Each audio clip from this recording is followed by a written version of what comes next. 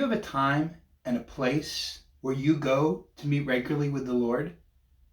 That's what I want to talk to you about on this week of the Good Word.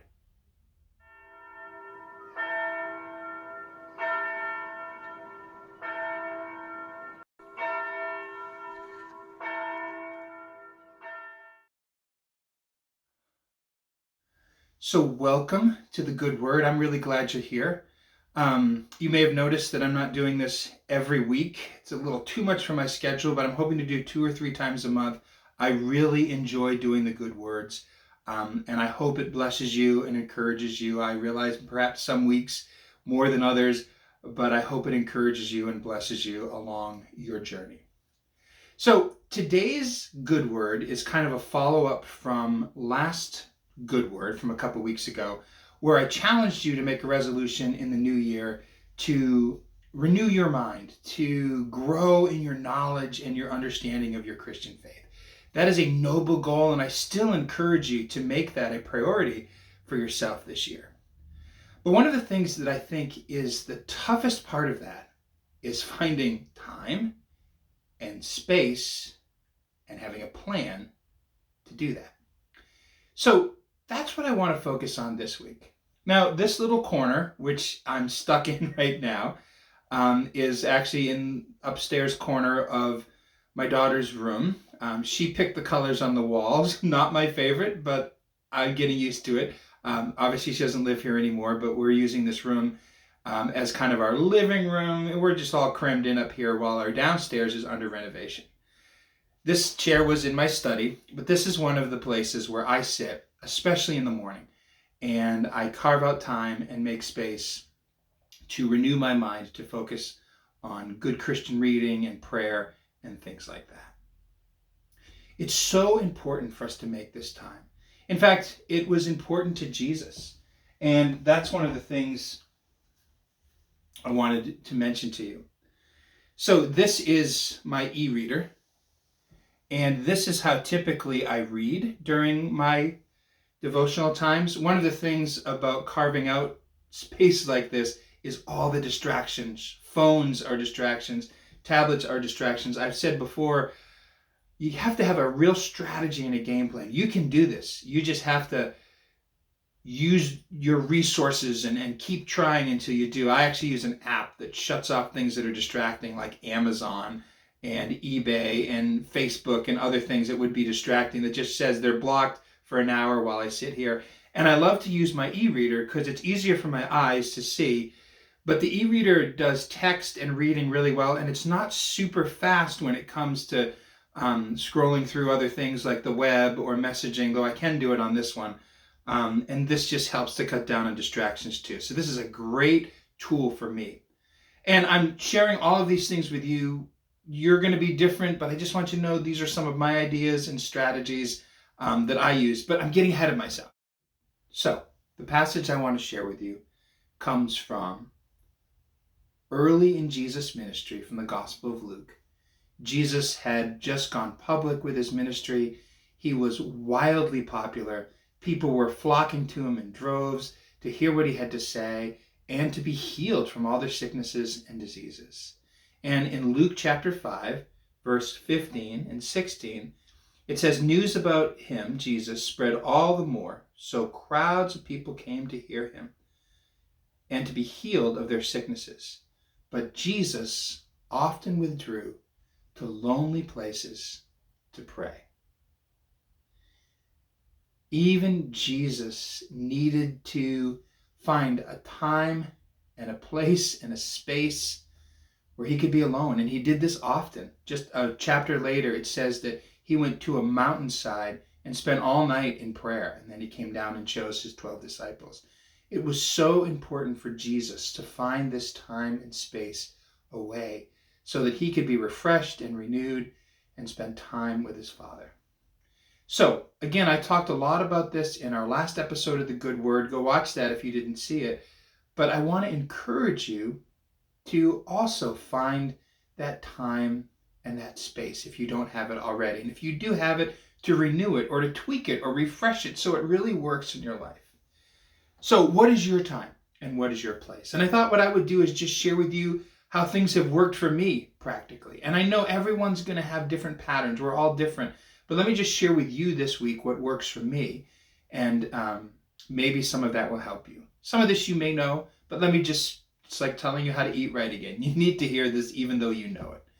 So, again, this is one of my places where I come. Mornings tend to work best for me. Other people find midday or evening. I try to take some midday or late afternoon or evening time, but mornings are just the best before I start my day to spend some time. Typically, Kathy gets up for work and we have coffee together, and most of the time, right next door, I sit in my bed with my tablet and my phone with the blocking app on so I'm not distracted. And I have my quiet time there for about an hour. It's a good time of prayer and reading, and I have a whole routine and ritual that I've gotten into. And I've got to tell you, folks, the power of habit and the power of routine is so wildly helpful and important. There are days when I really am not feeling it, when I really don't want to do it, but I just do it because it's what I do. And 9 times out of 10, I end up getting something out of it and feeling blessed. So finding a time, finding a place, finding a rhythm that works for you and just doing it and getting in a habit. And then the habit some days will carry you when you don't even feel like it, and it will be a good thing. So mornings, we have coffee about 6:45, 7 o'clock. Kathy leaves for work. My phone has an automatic timer to go into that lockdown and shut down, and I have my quiet time. Now, again, I use my e-reader. It's less distracting most of the time. Sometimes I use my tablet, but it also has a lockdown app on it. I begin, these days, I've had different habits over the years, but this is my current pattern. I begin by reading some devotional material. This year, currently I'm reading a book on prayer, a recent bestseller, if there are bestsellers on prayer, recommended in Christianity Today. I'm reading The Imitation of Christ, a classic devotional. So I read those. I'm reading a book about pastors called Refresh or Replenish that's just encouraging pastors to stay focused. So I read those just as much as I feel like, just to kind of prime the pump and get going. And I always pray. As things prompt me, I stop and pray. Just yesterday, that book Replenish was saying, what kind of old man do you want to be? What do you want to be remembered for? So that got me thinking. And I began praying about that. Yeah, Lord, what am I living for? Who do I want to be? What kind of character do I want to be remembered for? Good thoughts. And then that leads me into reading God's Word. Now, for me, for at least the last 10, maybe 12 years, I've had a pattern of reading through the Bible every single year. So I have a spreadsheet that I use. It's just what works for me, and I highlight things when I finish. And I read through, I have it all lined up. It's someone else's breakdown, but it just gives me passages every day, and I just read through chunks.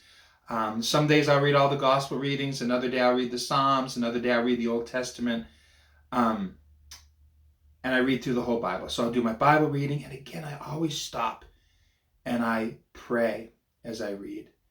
I'm reading the Psalms this morning, talking about why, God, don't you hear my prayers? And I'll stop and say, yes, Lord, why don't you hear my prayers? Why does it seem like you don't always answer my prayers? Or then I'll read in the Gospels, and currently I'm reading in the Sermon on the Mount and Jesus' teachings on ethics. And this morning was Don't Judge from Matthew 7. Why do you look at the speck in your brother's eye and not take the plank out of your own eye? And I prayed about that, and I thought about people I was critical of, and I really repented and said, how dare you, John, be critical of those people? You've got enough of your own problems. Give them a little grace. So things like that, right? Reading God's Word, but not just reading it for the sake of reading it, interacting with it in my soul prayerfully, so that that devotional material can lead me to good thoughts. God's Word, which is supreme over any devotional material and needs to be read, can wash over me and lead me to good thoughts, and then lead me into prayer. Then on most days, I spend some time in prayer. I'll go through the prayer chain and try to pray for people in the prayer chain. I need to be more consistent on that, but I do that. I pray pretty regularly once a month through all the active members of the church, just lifting you up and the things that I know are going on in your life. So, and then this has been a little hard with my house under construction because my quiet space often gets interrupted by my contractors that come in a little after 7 and start working and play the music, which I don't mind. I'm happy for the renovation, but it's a little more distracting for me. But in my better moments before that, I would also spend about 10 or 15 minutes just on my knees in prayer, speaking to God. So that's my routine, and I kind of get in habits. I'm a creature of habit. We're all creatures of habit, and I get into that. And some days, even when I don't feel like it, I'm just like, well, this is what I do. I need to pray for the members of the church. What I do, I need to get on my knees and pray. I need to do that. It's just my habit. It is so good to create those habits. It's so good to find that place and that space. So how about you?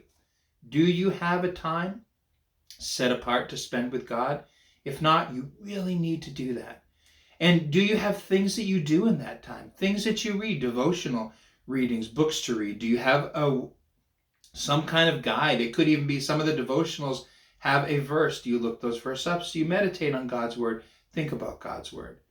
Do you interact with it? Do you say, Lord, let these words penetrate my heart and my mind and interact with it, just like I was modeling for you a minute ago? That is so important. And do you pray? Just talking to God and just spending time. And finally, just honestly, and this is something, it's probably the most challenging, but in those last few minutes when I say I spend time on my knees in prayer, one of the hardest things to do is just to be quiet. Oh my gosh. And I'm sure many of you struggle with that too. Some of you, even if you live alone, it may be quiet around your house, but it's not quiet in your soul. It is so hard to quiet our souls. We live in a world of enticement, right? We have constant media, constant news feeds, constant connections. We're hyper. It's so hard to be still. But I'm going to work on that more this year. I have moments and seasons when I'm good at that.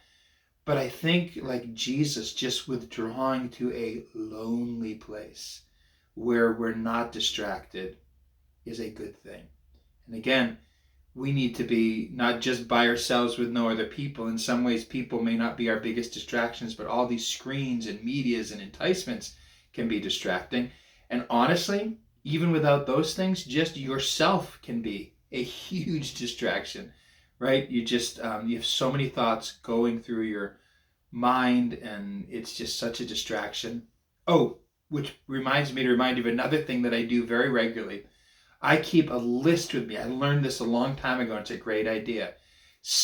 I will be honest with you. My quiet times and times are often my most inspired and creative times, whether it's for my ministry or whether it's just my to-do list. I'll be praying, but I've got to call so-and-so. Oh, I've got to do this. And sometimes you get that stuff in your mind. And I learned long ago just to write it down. So my to-do list is usually right with me. And I'll be like, reach out to so-and-so today. Follow through this. Sometimes something mundane. Don't forget to pick this up at the store. But I just write it down so I stop thinking about it so I can spend time in God's presence. Folks, let's encourage one another. Tell me, if you want, how you're doing with this. Tell me what your challenges are. Tell me how I can encourage you, how Pastor Josh can encourage you to find this time. If it was important to Jesus, it's got to be important to us. A time, a place, and a plan. So that we can be renewed and refreshed, connected to our God, and we can do the great things that God has called us to. That's my good word for you. See you next time.